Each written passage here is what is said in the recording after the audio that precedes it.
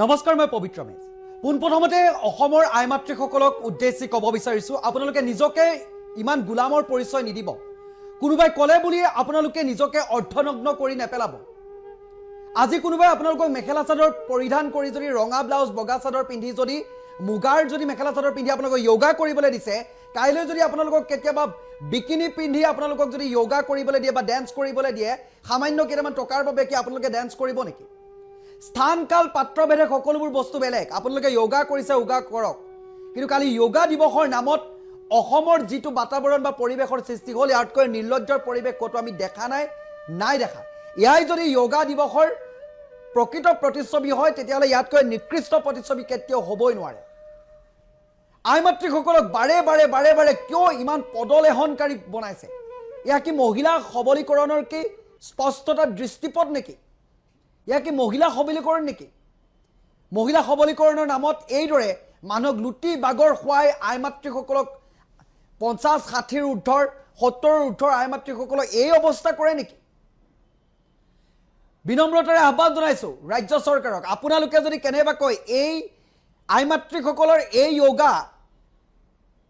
য়োগা যদি আপোনালোকে কেনেবাকৈ জাপানৰ প্ৰধানমন্ত্ৰী ছানেয়া টাকাইচিক দেখুৱাই দিয়ে, ইয়াৰ পৰা যদি জাপানলৈ এনেকুৱা ধৰণৰ ইউনিক য়োগা পদ্ধতি লৈ যাবলৈ হয়, আপোনালোকৰ কিন্তু সভা সমিতিত হাততালি বজোৱা নাচি বাগি আঁচনিৰ নামত নাচনি নাপাব। আপোনালোকে মনত ৰাখিব, আপোনালোকে য়োগা কৰাওক, ছিষ্টেমেটিকলি কৰাওক, আপোনালোকে আঁচনি দিয়ক।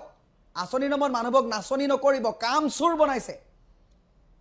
কালিৰ দিনটোৰ বাবে কালি কি দৃশ্যৰ সৃষ্টি হৈছে? মেখেলা পিন্ধি হাত ভৰি দাঙি আপোনালোকক ক'ব বিচাৰিছোঁ, কোনগৰাকী মন্ত্ৰী বিধায়কৰ পত্নীয়ে এইদৰে মেখেলা পিন্ধি ক'ৰবাত বাৰু অৰ্ধনগ্নৰ পৰিচয় দিব?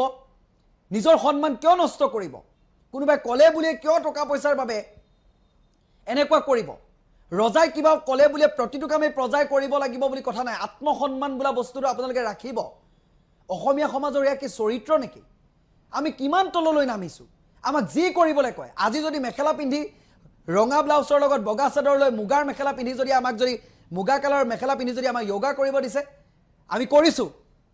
আমাক গছপুলি ৰুবলৈ দিছে, গছপুলিটো যিয়ে মৰে কথা নাই, ঠানি এডালৈকে ৰুইছোঁ, আমি কৰিছোঁ, কেৱল নামত কৰি আছোঁ।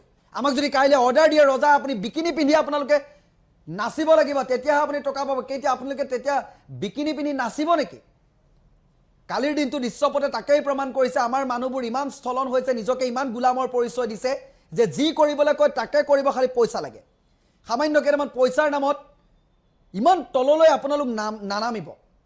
আপোনালোকৰ ঘৰত পিতৃ মাতৃ আছে, পৰিয়াল আছে, আপোনালোকৰ স্বামী আছে, আপোনালোকৰ সন্তানে কি শিকিব? এই দৃশ্যবোৰ বৰ্তমান সময়ত আবদ্ধ হৈ সামাজিক মাধ্যমৰ প্ৰতিটো ৱালে ঘূৰিছে, মুখপুতিত ঘূৰি ফুৰিছে।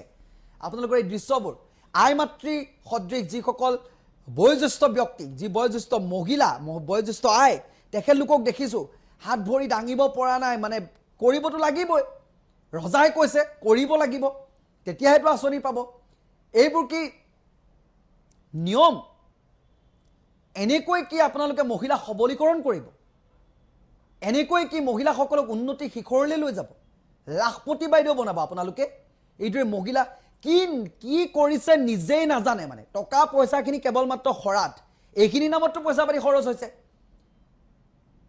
কিয় এনেকুৱা ধৰণৰ কাৰ্যবোৰ কিয় লোৱা হৈছে? আপোনালোকৰ পত্নীক যাব দিব নেকি তেনেকৈ? কেতিয়া যায়? কেৱল মাত্ৰ এই প্ৰচাৰৰ নামত ওলাই সোমাই ফুৰা দেখোঁ।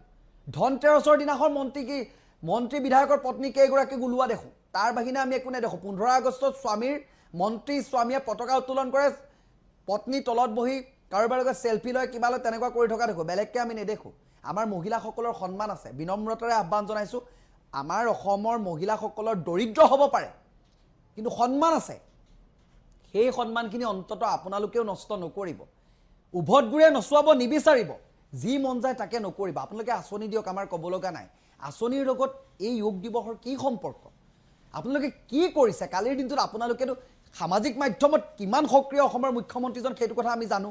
তেখেতে নিজেও সেই ফটোবোৰ দিছে, ভাল ফটো দিছে, যিসকলে মাৰ্জিতভাৱে কাপোৰ কানি পৰিধান কৰি দিছে, সেইটো বাৰু ক'বলগীয়া নাই। কিন্তু মেখেলা পিন্ধি য়োগা কৰা ক'ত দেখিলে? এদিনৰ বাবে কেৱল মাত্ৰ নামত ভেকু ভাওনাখন কিয় আৰম্ভ কৰিলে? এদিনৰ বাবে কোনোবাই এনেকুৱা ধৰণৰ ছিষ্টেম কৰে নেকি? যোগা কৰক, স্বাস্থ্যৰ বাবে সুস্বাস্থ্যৱান হৈ থাকিবৰ বাবে প্ৰতিদিনেই কৰক, তেনেকুৱা এটা ধাৰাৰ সৃষ্টি কৰক। কিন্তু আপোনালোকে কি কৰিছে, কেৱল মাত্ৰ এটা বিশেষ দিনত এখন ভেকু ভাওনা আৰম্ভ কৰিছে, তাৰপিছত মহিলাসকলৰ এই দৃশ্যপটবোৰ সামাজিক মাধ্যমত ভাইৰেল কৰিছে, আৰু ইয়াৰ নামত কি মহিলাৰ সবলীকৰণ, মহিলাৰ আত্মসন্মান বৃদ্ধি পাইছে। এয়া নেকি মহিলা সবলীকৰণৰ দৃশ্যপট? এই দৃশ্যবোৰে সঁচাকৈ কৈছোঁ টকাৰ বাবে মানুহে কি কৰিব নোৱাৰে এই কথাটোকে প্ৰমাণ কৰিছে। স্থান, কাল, পাত্ৰ, কাপোৰ কানি, এই কথা বাৰে বাৰে কৈছোঁ। আমি লেট্ৰিনত ভাত নাখাওঁ, আমি পাকঘৰত খাওঁ, আমি ডাইনিঙত খাওঁ, আমি লেট্ৰিনত ভাত নাখাওঁ। গতিকে স্থান আছে। সেইদৰে আমি নামঘৰলৈ যিযোৰ কাপোৰ পিন্ধি যাওঁ সেইযোৰ কাপোৰ হয়তো আমি ঘৰত সকলো সময়তে ৰিহা মুগাৰ মেখেলা পিন্ধি তেনেকৈ আমি নাথাকোঁ। আমি বিয়া খাবলৈ যোৱা কাপোৰযোৰ আমাৰ বেলেগ, ঠিক আছে, আমাৰ স্কুললৈ যোৱা কাপোৰযোৰ আমাৰ বেলেগ। গতিকে যোগা কৰাৰো কিছুমান নিয়ম প্ৰণালী আছে। কালিৰ দিনটোত এই বস্তুবোৰ আপোনালোকে দেখি মেখেলা পিন্ধি ঠেং ওপৰলৈ দাঙি, এইবোৰ কি? সেই ভিডিঅ'টো বৰ্তমান সময়ত 10 লাখ, ক্ষমা কৰিব, এতিয়ালৈকে চাগে 50-60 লাখ মানুহে চাই দিছে সেই ভিডিঅ'টো। 5-6 মিলিয়ন মানুহে যেতিয়া সেই ভিডিঅ'টো চাব, আপোনালোকে ভাবে নেকি ফেচবুক এটা নেটৱৰ্কত যোৱাৰ লগে লগে কি আমাৰ এই অসম নামৰ ৰাজ্যখনতে সীমাবদ্ধ হৈ থকা নাই? সকলোৰে মোবাইলে সকলোৰে ঘৰে ঘৰে গৈছে, হাঁহিয়তৰ পাত্ৰ কৰিছে। মহিলাসকল হাঁহিয়তৰ পাত্ৰ হৈছে। তাতকৈ একো যোগা দিৱসত তাতকৈ ডাঙৰ পুৰস্কাৰ একো নাই। সকলোৱে কেৱল মাত্ৰ আপোনালোকক হাঁহিছে, ভাবিছে আপোনালোকে আমি যোগা কৰিছোঁ, সামাজিক মাধ্যমত দিছোঁ, সকলোৱে ভাল পাইছে আৰু যোগা স্বাস্থ্যৰ প্ৰতি সচেতন বুলি আমাক দেখুৱাইছে। একো দেখুওৱা নাই। আপোনালোকে নিজৰ পৰিচয় নিজে দিছে। কেইটামান টকাৰ বাবে আমাৰ মানুহবোৰ কিমান স্থলন ঘটিছে। যি কৰিবলৈ কয় তাকে কৰিছে। কাইলৈ যদি বিকিনি পৰিধান কৰিবলৈ কয় আমাৰ সকলে কৰি মানে নাচিব, এই কথাটোৱে প্ৰমাণ পাইছে, বেলেগ একো প্ৰমাণ পোৱা নাই।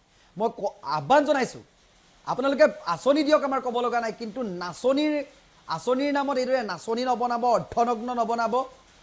যি মন যায় আপোনালোকে তাকে কৰিবলৈ মহিলাসকলক মানে নিদিব। এনেকুৱা কামবোৰ নকৰিব, নাপায়। সকলোৰে সন্মান আছে। আপোনালোকৰ পত্নীৰ যি সন্মান আছে আমাৰ আই মাতৃসকলেও একে সন্মান আছে। গতিকে আহ্বান জনাইছোঁ এই কামবোৰৰ পৰা যাতে বিৰত থাকে, অনাগত সময়খিনিত যাতে এনেকুৱা কামবোৰ নকৰে।